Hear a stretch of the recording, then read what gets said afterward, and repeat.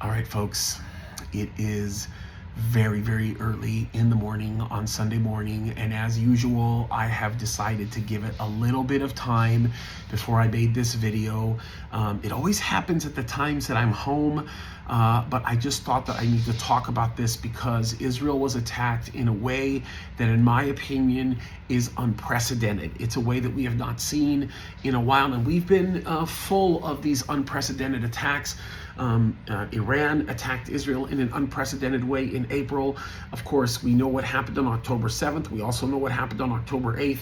There's been a lot of these attacks. This specific attack was an attack by Hezbollah.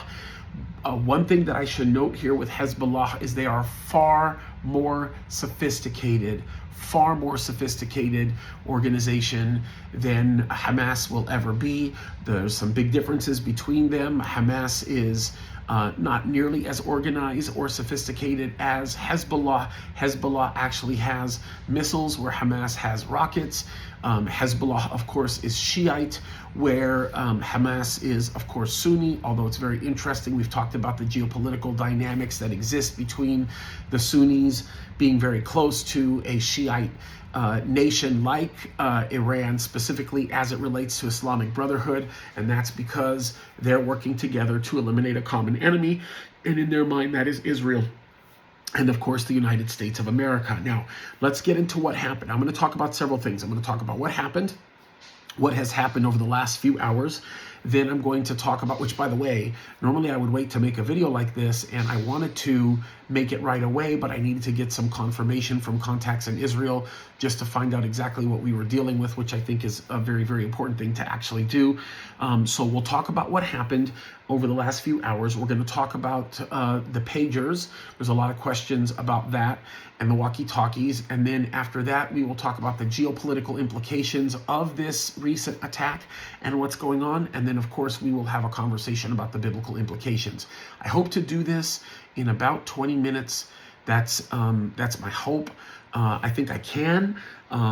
Maybe 25 minutes. We'll see what happens with this. We'll see what we can do to make this work in a way that you guys will get this usefully, and hopefully it'll give you a better understanding of what's happening, because some of this stuff has to be nuanced. And by the way, guys, I do this oftentimes because these talking heads right now that are all over the place, including some people that claim to be conservatives, forgive me for saying this, they don't know what they're talking about. They don't understand the geopolitics of the region. They don't understand the implications of what's going on. They don't understand Islam. They don't understand the culture of the Middle East. They don't understand our backgrounds. All of this stuff is sad. So you're getting a lot of really broken information, which is why I'm doing what I'm doing. Now, Hezbollah just attacked Israel. The fact that Hezbollah just attacked Israel is not the significant issue here, because Hezbollah has been regularly attacking Israel. They started attacking Israel long before we've been talking about them in the media and in the news. But what is significant about the recent attack that's taken place, the one that took place just a few hours ago, is they have expanded their range in their attack. And this is something that is in many ways unprecedented. They have targeted the area of Galilee. And matter of fact, they have heard explosions as far as Haifa. Now, that's really, really important to understand, because the significance of that is it's further south than any time they've ever attacked before. They are striking, or trying to strike, more fear in the hearts of more Jews, especially in that area, because they are looking for some form of retaliation for what happened with the pagers. Now, my understanding is there was an attack at some point around 1 o'clock in the morning. There was an attack at 4 o'clock in the morning, and then another one right around 5:30 in the morning. My guess is there's a few more going on. There's one fact about this that I have not been able to confirm or corroborate, at least not well, and that is, although we do know that there were drone attacks that were also launched towards Israel and were actually stopped, the one thing that I should point out is we're not completely aware of where they came from. There's some speculation that it was southern Iraq. If it was southern Iraq, then of course that would have been at the leading of Iran. possibly maybe even through the gateway that Kuwait would have provided. There's some interesting implications that exist there. We talked about the geopolitics of that. As a matter of fact, I'm releasing a video on this very likely Monday, or even a little bit later on, depending on what happens with this video. I don't know how long it's going to take for this video to get out to folks. But there are some really interesting geopolitical implications that arise as a result of what we're watching in that immediate area. So we'll talk about Kuwait and southern Iraq because they are important, especially as we've been prolonging our discussion regarding Babylon and what it means there. But we know that in between the 1 o'clock in the morning attack, the 4 o'clock in the morning attack, and around the 5 o'clock in the morning attack, or 5:30, don't quote me on the exact times, they were in that general time frame. We know that there were some drone attacks that were launched. All of them, my understanding, has been intercepted by the IDF in a way that has minimized or completely eliminated the possibility of any damage to civilian life or property.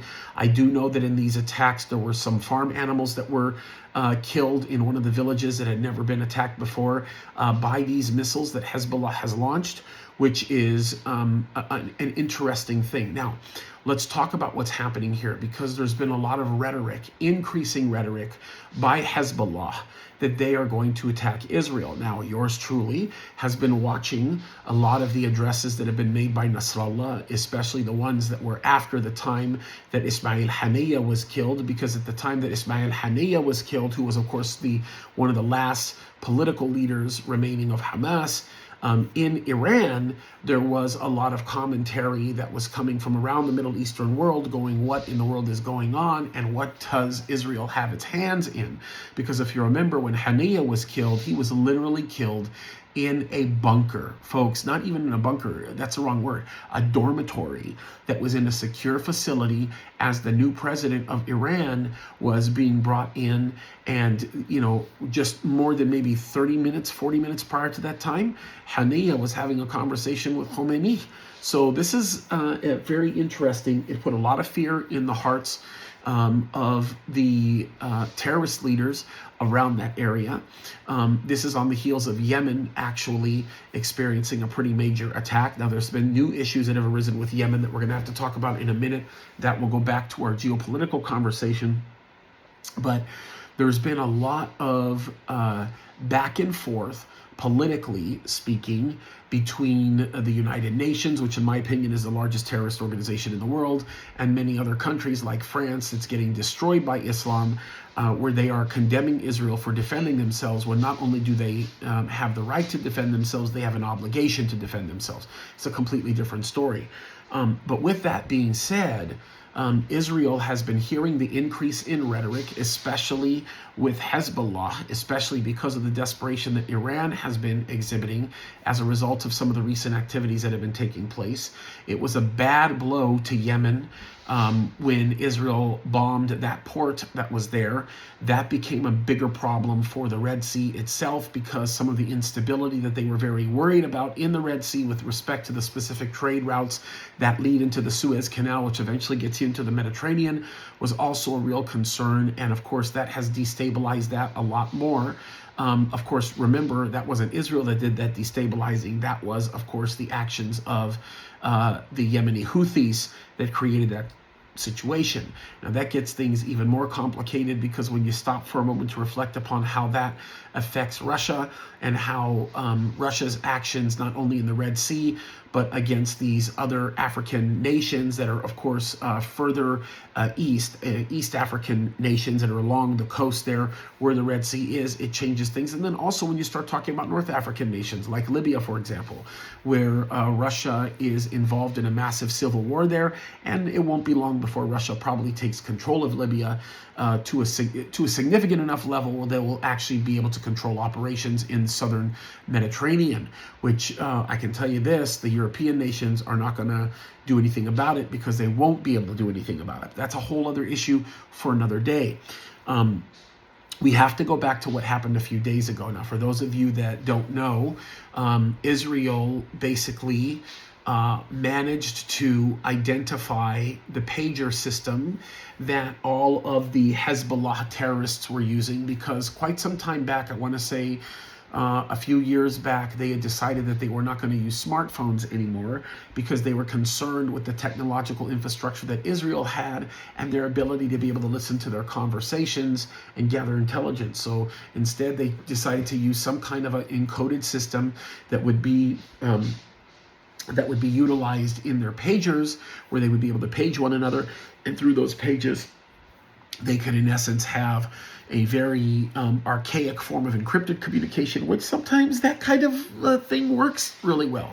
And that's what they did in Afghanistan for quite some time under Osama bin Laden. It worked very effectively, especially during the time of the attack on the United States on 9/11. And of course, it is a tool that they use oftentimes to get away from some of the modern day tools that are being used to monitor people. So they decided that they were going to get these pagers and use them, which for some time were being used quite advantageously. They were able to set up their communication network a little bit more effectively than they had in the past, and the pagers were working quite well. Now, initially, the reports that came in were that Israeli intelligence figured out a way to utilize RF technology to overcharge the circuit boards in a way that reversed, my thought was, the FETs, which somehow in some way would be able to cause these lithium polymer batteries that were inside these pagers to explode. Now,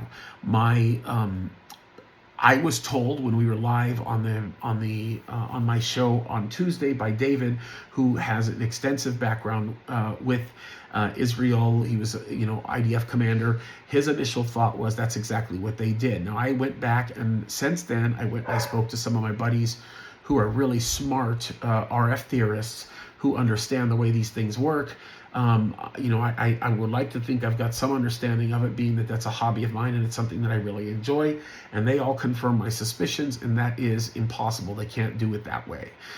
In the meantime, while all that was happening, you had people like Candace Owens that were running their mouths and talking about how now the Jews are going to be able to explode your car battery and your Tesla, and all kinds of other crazy statements that were being made that were kind of insane and actually based on a fundamental lack of education.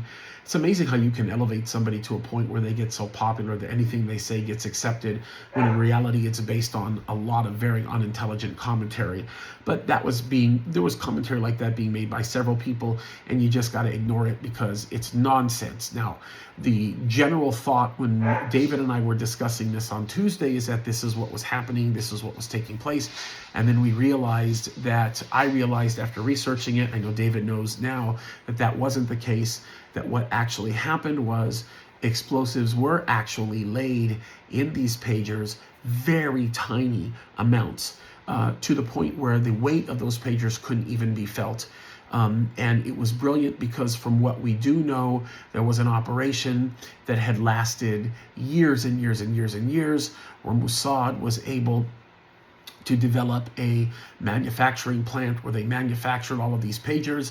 They developed a very sophisticated network of people selling these pagers, and these pagers were only sold to terrorists, which is just amazing. How they worked all that out, and the ins and outs of an operation like that are beyond my capacity to be able to understand.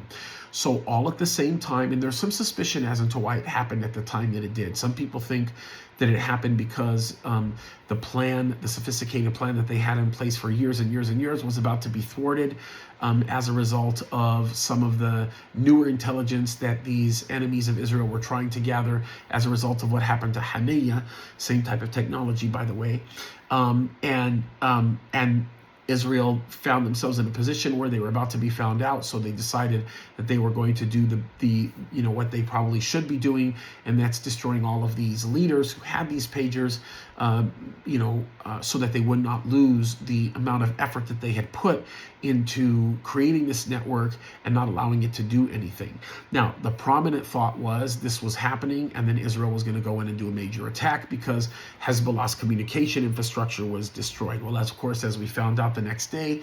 That wasn't the case, because although their major communication infrastructure was pretty much destroyed, they also had walkie-talkies. Now, we didn't know this. We found this out later, that those walkie-talkies also had explosives planted in them.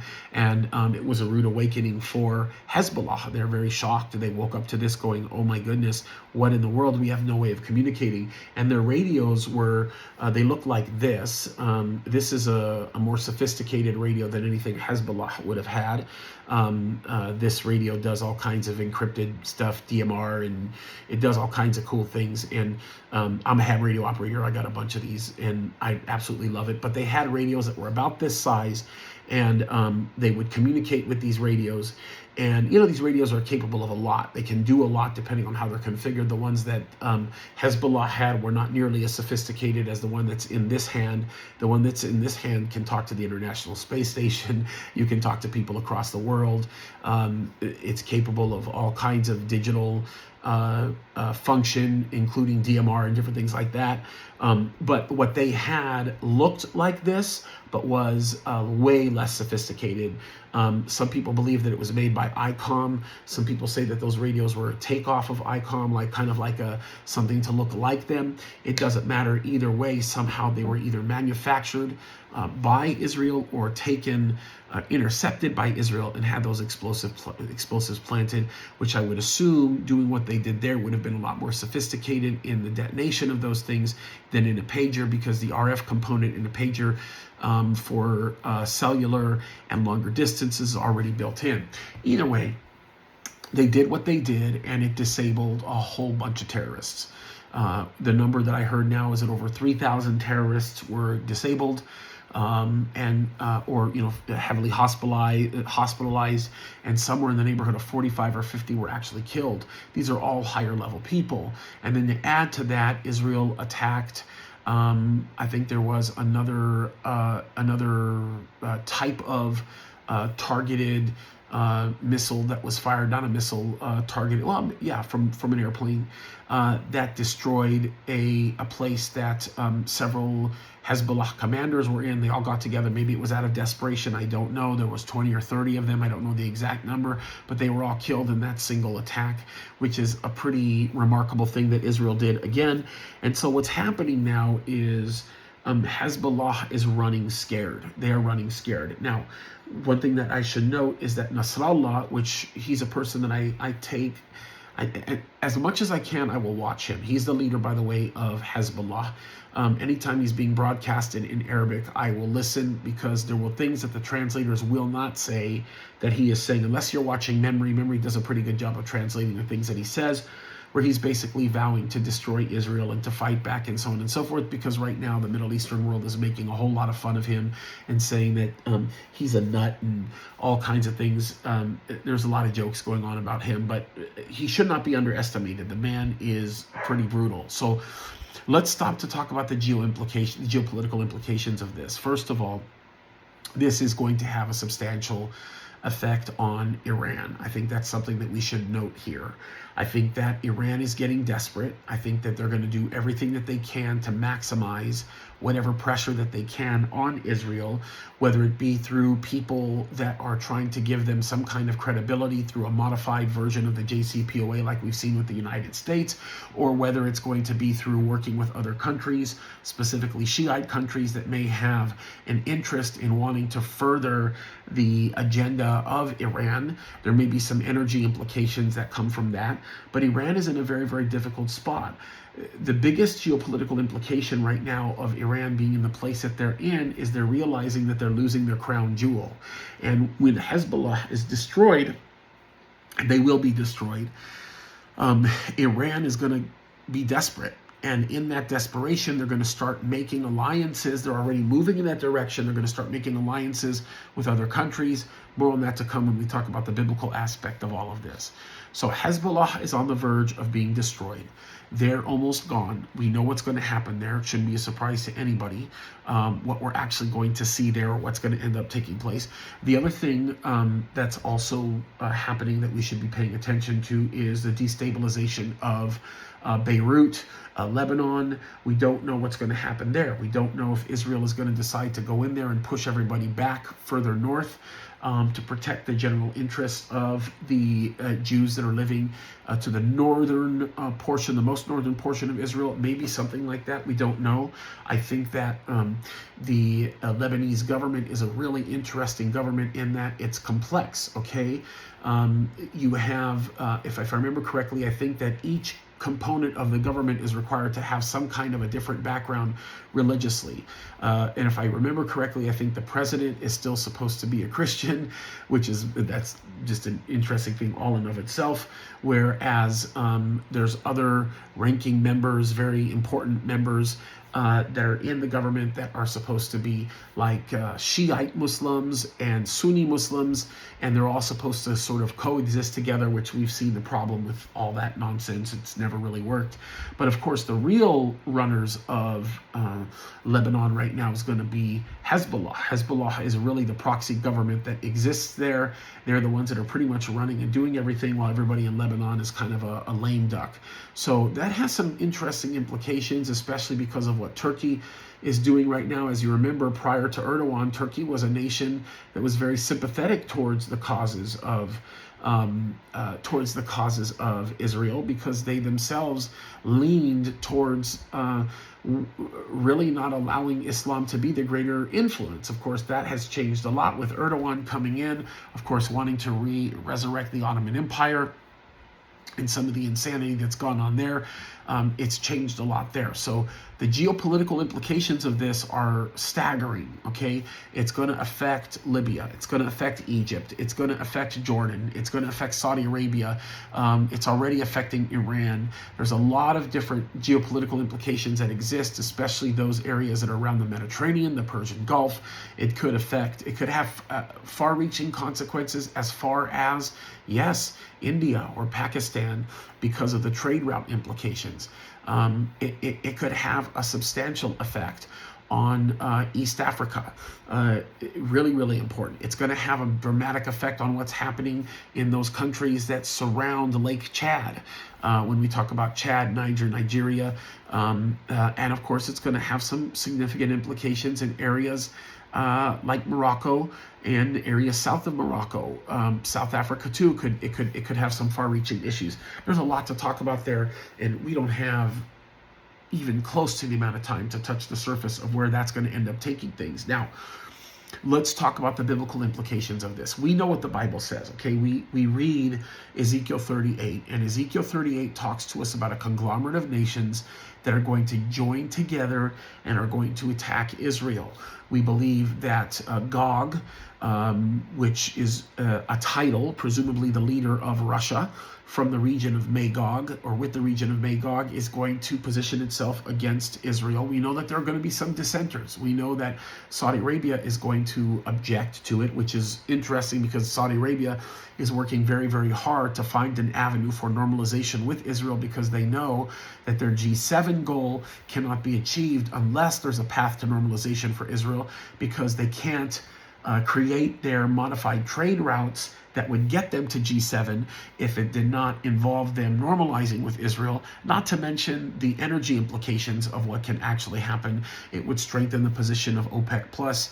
It would, on a very surfacey level, allow the legitimacy of BRICS to sort of coexist a little bit without damaging the position of Saudi Arabia with how it handles its energy on the Western Front, which is kind of an interesting thing, and there's a lot of stuff to say about that. MBS is very, very aware of all of the geopolitical implications of that, which is why he's doing the things that he's doing. Take a sip of coffee here, hold on.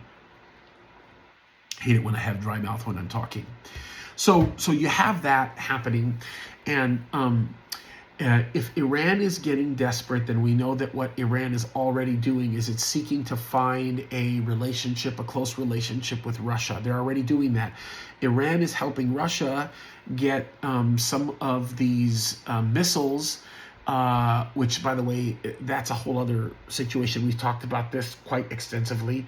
But Iran is helping Russia with some of its shorter range munitions, And Russia is gladly taking it, as well as some of the drone stuff, because they're launching it now in Ukraine. Ukraine doesn't have a chance. Ukraine's not going to beat Russia. There's no way in the world that's going to end up happening. But Russia is finding itself to be a very joyful bedfellow with Iran. And that's interesting because Iran and Russia are all part of the conglomerate of nations that we know that are going to attack Israel. So this stuff should not be a surprise to us. With respect to Bible prophecy, let me just simply say this. There will be no superpower at the time that Israel is attacked. So we know that nations like the United States of America will become inconsequential in Bible prophecy. Now, my hope is that the United States becomes inconsequential in Bible prophecy because there's such a radical spiritual awakening that the inconsequentiality of the United States of America happens by virtue of the fact that there is a spiritual awakening and it becomes vacated because of the rapture. That's my prayer. But right now, it doesn't look like it. It looks like the spiritual decline in the United States of America is going to lead to it becoming inconsequential. And of course, the church not involving itself in politics like it should, and all the other things that are happening are really destroying the standing of the United States of America. The only one that's going to be able to save America is going to be the Lord himself. And don't get me wrong, there's no way in the world Kamala Harris can ever become the president of the United States. That would just literally be the final nail in the coffin. But with all of that said, biblically, we know that Israel is going to prevail because God will step up and defend Israel. So here's the thing that we learn. Israel's not going anywhere. They're not going to be able to destroy Israel. No matter how hard they try, they're not going to do it. Hezbollah is going to lose. It is interesting to note that we don't see specific mention of Lebanon when we read about, or we read in Ezekiel 38. Now, there are some people that assume that there are certain parts of Lebanon that might be included within a very specific subset of one of the nations mentioned. That's up for debate. I don't know. I do know that Jordan isn't a part of it. Is it mentioned? We know Syria really isn't. We assume that Syria is a part of it by virtue of the fact that when the attacks come from the north, Syria will be the stomping ground for that. So Syria is basically the staging ground. But we know Damascus is going to be destroyed. And with Damascus being destroyed, Syria is inconsequential no matter how you cut it. So that's kind of an interesting thing to be thinking about. And then it is also interesting to note that there are many nations that are not mentioned that are going to be attackers of Israel, that are not mentioned that will, so they won't attack Israel. Egypt is one of them. There's some interesting things that lay down with Egypt that I think we should be paying attention to, especially because they do relate to that time period and the theater of war that's going to exist in that moment. But the real issue here is to understand that God is going to protect the nation of Israel. I just want everybody to understand that he is going to. And you don't want to be part of the faulty crowd that jumps on the attack Israel bandwagon, because I can tell you this right now, that'll never work. Okay? Nobody will be able to stand in a position where they're going to say that Israel is not going to prevail. God is going to make Israel prevail. There's no other way around this, folks. I want you to understand that. I also want you to understand, based on what we know in the Bible, that God is in control. Okay? The Bible makes that very, very clear. And everything that we're watching right now is exactly as God said it would happen. God made the predictions of what would take place, and the way it's coming together is surprising to all of us, because the Bible doesn't give us the exact, like what's going to happen at this time for this missile attack. But it does tell us what the end game looks like. And everything we're seeing right now is driving us towards that end game. So that's why I'm doing this late night thing. We have disrupted our regular production schedule so that I can do this, because I think it's really, really important.